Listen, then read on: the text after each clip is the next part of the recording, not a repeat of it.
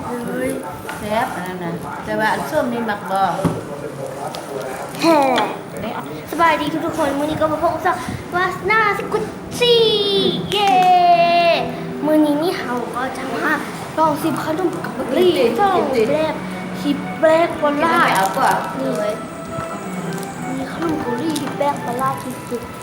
ที่เขาเคยเห็นเนาะเริ่มจากตัวนี้คิดเลยเขาว่าแซ่บแซ่บก็เมื่อกี้เขากำลังหั่นกินแล้วเขาบนรีวิวอ่ะอันนี้มันคือเนื้อเรื่องมันเนื้อยังวะอยากได้อีกอ่ะนี่ค่ะนี่อุ้ยหน่อยเอาให้เดี๋ยว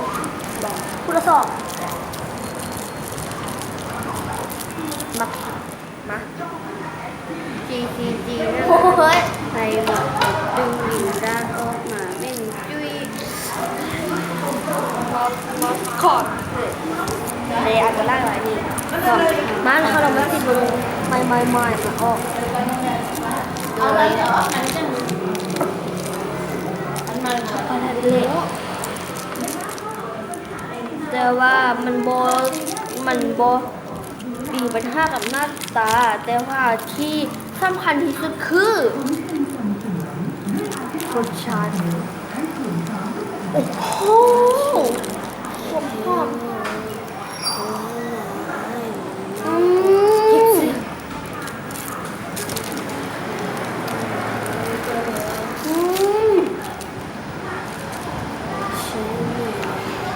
มากสุดเลยความแซ่บ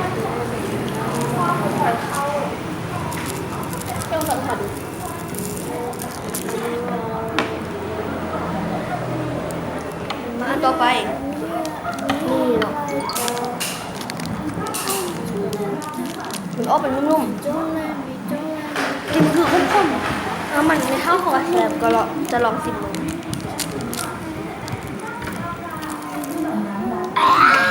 กิน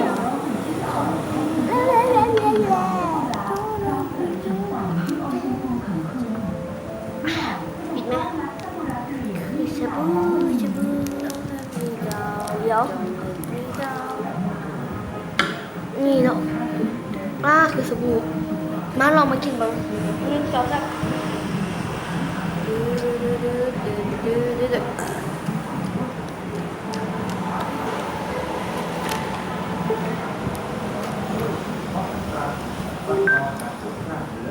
แซ่บ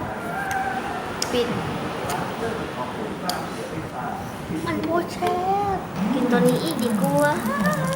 นิ่งกะตีนิ่งที่น่ะนิ่งความแซ่บหน่อยเขาต้องให้นิ่งช็อกโกแลตต้องให้นิ่งบอกินแล้วนิ่งกินขนมเกาหลีข้อน้อยแม่ผ่านข้อน้อยแม่หน่อยแต่เลือกอันเดียว